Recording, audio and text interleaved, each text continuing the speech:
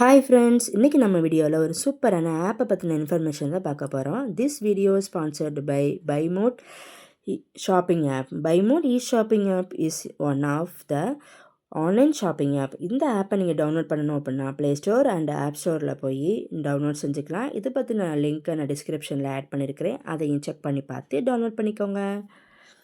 இப்போ இந்த பைமோட் ஷாப்பிங் ஆப்பில் நிறையா வீட்டுக்கு தேவையான க்ராசரி திங்ஸ் எல்லாம் நமக்கு ப்ராடக்டாக கொடுத்துருக்குறாங்க.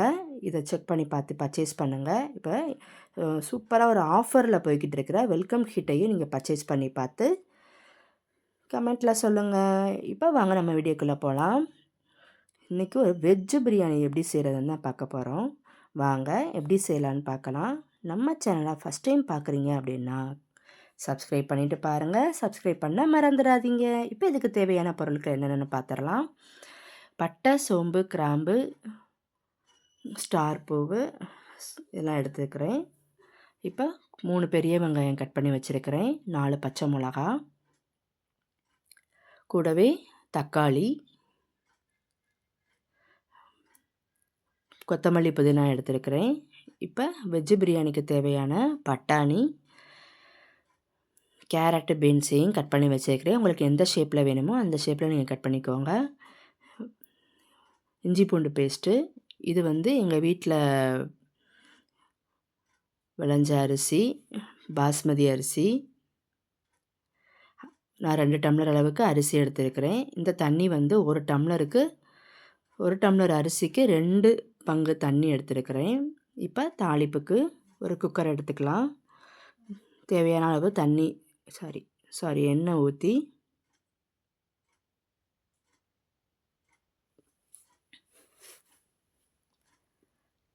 கூடவே நெய்யையும் சேர்த்துக்கோங்க. இது எங்கள் வீட்டிலே செஞ்ச நெய்யினால் நான் 2 ஸ்பூன் அளவுக்கு சேர்த்துருக்குறேன். நல்லா மணமாக இருக்கும். நீங்கள் கடையில் வாங்கின நெய்யாக இருந்தால் கொஞ்சம் அதிகமாகவே சேர்த்துக்கோங்க. இது நல்லா எண்ணெய் காயட்டும். காஞ்சதும் நம்ம தாளிப்புக்கு எடுத்து வச்சுருக்கிறதையும் சேர்த்துக்கலாம். அது பொரிஞ்சு வந்ததும் நம்ம கட் பண்ணி வச்சுருக்கிற 3 பெரிய வெங்காயத்தையும் சேர்த்துக்கலாம். நல்லா வதங்கி வரட்டும்.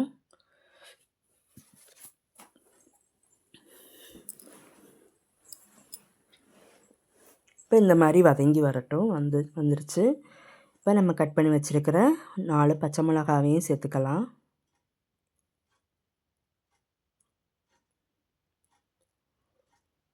இப்போ கொத்தமல்லி, புதினாவையும் சேர்த்துக்குவோம்.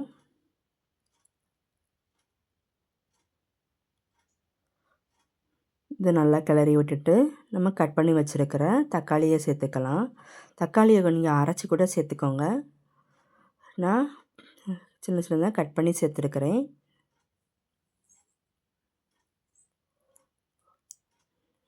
இது வதங்கிறதுக்கு கொஞ்சமாக உப்பு சேர்த்துக்கோங்க. இப்போ இந்த மாதிரி வதங்கி வந்துடட்டும். இந்த ஸ்டேஜில் நம்ம இஞ்சி பூண்டு பேஸ்ட்டை ஆட் பண்ணிக்கலாம். நான் 2 ஸ்பூன் அளவுக்கு சேர்த்துருக்கிறேன். இதையும் நல்லா கிளறி விட்டுட்டு நம்ம கட் பண்ணி வச்சுருக்கிற பட்டாணி, கேரட், பீன்ஸு அந்த காய்கறியை சேர்த்துக்கலாம். இப்போ வெஜ்ஜு பிரியாணிக்கு இந்த காய்கறியை மட்டும்தான் போட்டு வைக்கணும் அப்படின்றது இல்லை. வேறு எந்தெந்த காய்கறியில் நம்ம போட்டு வெஜ்ஜு பிரியாணி செய்யலான்றதை கமெண்ட்டில் சொல்லுங்கள். இப்போ காய் வேகிறதுக்கு கொஞ்சமாக உப்பு சேர்த்துட்டு இந்த மாதிரி கிளறி விட்டுக்கோங்க.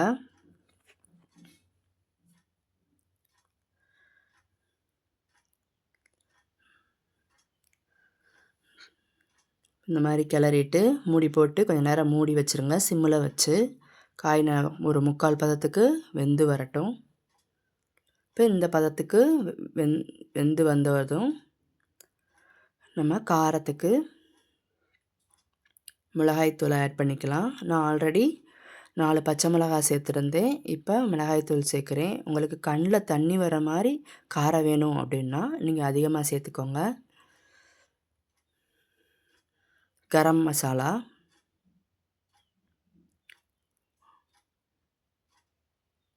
இது நல்லா மிக்ஸ் பண்ணிவிட்டு நம்ம 1 டம்ளர் அளவுக்கு 1 டம்ளர் அரிசிக்கு 2 பங்கு தண்ணி எடுத்து வச்சுருந்தோம்ல அதை நம்ம சேர்த்துக்கலாம்.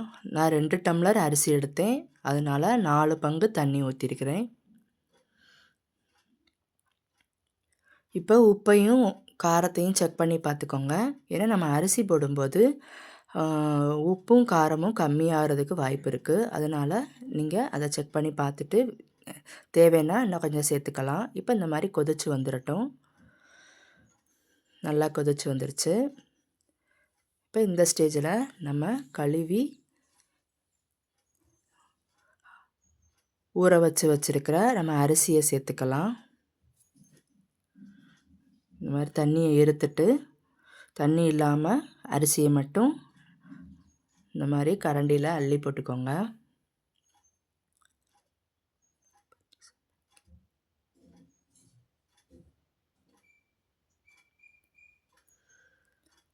இப்போ எல்லாத்தையும் நம்ம இந்த மாதிரி அரிசியை சேர்த்துக்கலாம். இப்போ இந்த மாதிரி எல்லாத்தையும் சேர்த்ததுக்கப்புறம் நல்லா கிளறி விட்டுக்கோங்க.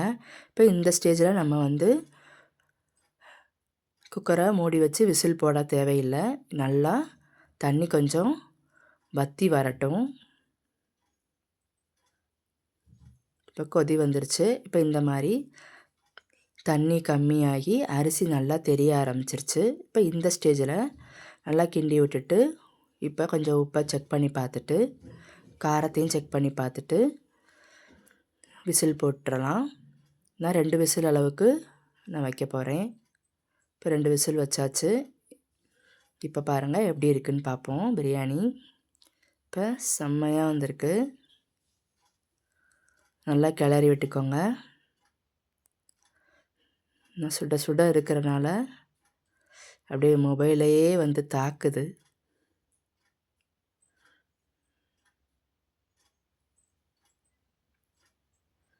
இதை வந்து ஒரு ஹாட் பேக்கில் எடுத்து வச்சிடலாம். இப்போ பாருங்கள் எப்படி இருக்குது, செம்மையாக இருக்கா, சூப்பராக இருக்கா. இந்த மாதிரி சமைச்சு சாப்பிடுங்க.